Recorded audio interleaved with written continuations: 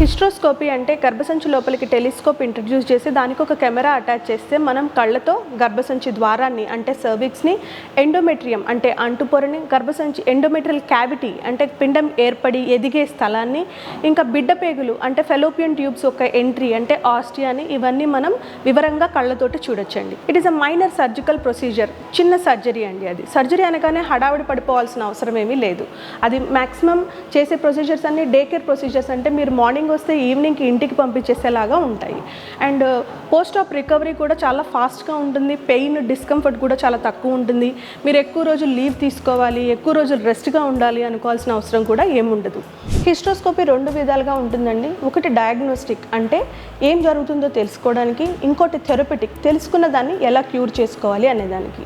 So diagnostic hysteroscopy అంటే తెలుసుకునేదానికి ఎప్పుడెప్పుడు చేస్తాము. Recurrent pregnancy losses, repeated IVF failures, abnormal uterine bleeding ఉన్నప్పుడు, బ్లైండ్గా ఎండోమెట్రియల్ బయాప్సీ అనేది చేయడం కాకుండా హిస్ట్రోస్కోపీ అంటే కెమెరాతోటి లోపల చూసుకుంటూ ఎక్కడైతే మనకి బయాప్సీ అంటే ఆ ముఖ పరీక్ష అంటాం కదా, దాన్ని తీస్తే బాగుంటుందో అక్కడ నుంచి చేయడానికి వస్తుందన్నమాట. రిపీటెడ్ స్కాన్స్లో కానీ లేకపోతే ఫస్ట్ టైం ట్రీట్మెంట్కి వచ్చినప్పుడు కానీ స్కాన్లో చూసినప్పుడు అంటుపొరలో క్యావిటీలో నీళ్లు ఉండటం అంటే ఫ్లూయిడ్ ఇన్ ద క్యావిటీ ఉన్నప్పుడు కూడా ఎందుకు ఈ ఫ్లూయిడ్ అనేది జమ అవుతుంది అనేది కూడా హిస్ట్రోస్కోపీ ద్వారా మనము చూసుకోవచ్చు.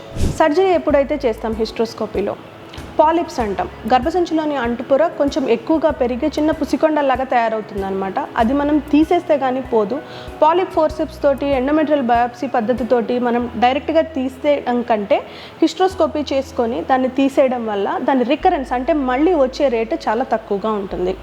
ఫైబ్రాయిడ్ గడ్డలు గర్భసంచి లోపల అంటుపొరలో ఫామ్ అవుతుంటాయి కొన్నిసార్లు, అండ్ తర్వాత బిడ్డ ఎదిగే ప్లేస్లో ఫామ్ అవుతుంటాయి. అది మొత్తం క్యావిటీని ఫిల్ చేసినప్పుడు ఈ హిస్ట్రోస్కోపీలో రిసెక్టోస్కోప్ అనే పద్ధతి ద్వారా మనము ఆ గడ్డని తీసేసుకోవచ్చు. గర్భసంచిలోని తయారీ దోషాలు అంటే కొన్నిసార్లు గర్భసంచి లోపల అంటుపొరలోని పొర ఒక పరదాలాగా అంటే ఒక కర్టన్ లాగా ఫామ్ అవుతుంది అనమాట. దీంట్లో సగం వరకు ఉంటుంది, పూర్తిగా ద్వారం వరకు ఉంటుంది. ఇట్లాంటిది కంప్లీట్ సెప్టమ్, పార్షియల్ సెప్టమ్ అంటాం అనమాట. సో హిస్ట్రోస్కోపీతో మనం దీన్ని క్లియర్ చేసుకోవడం ఈజీగా ఉంటుంది. కొన్నిసార్లు గర్భసంచి ఉండాల్సిన దానికన్నా సైజు కొంచెం చిన్నగా ఉండటం మనకి 3D స్కాన్ అనే విధానం ద్వారా మనం తెలుసుకోవచ్చండి.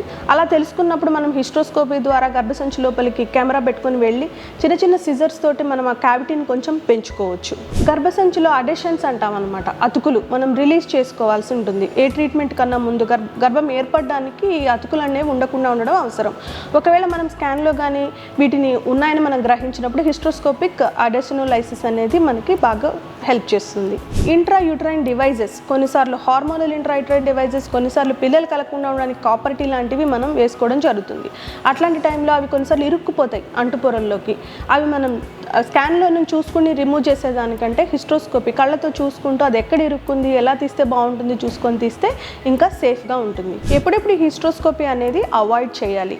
యాక్టివ్ పెల్విక్ ఇన్ఫెక్షన్ ఉన్నప్పుడు, diagnosed cervical or uterine cancers ఉన్నప్పుడు, హెల్దీ ప్రెగ్నెన్సీ ఉన్నప్పుడు మనము హిస్ట్రోస్కోపీ అనేది చేసుకోకూడదు అనమాట.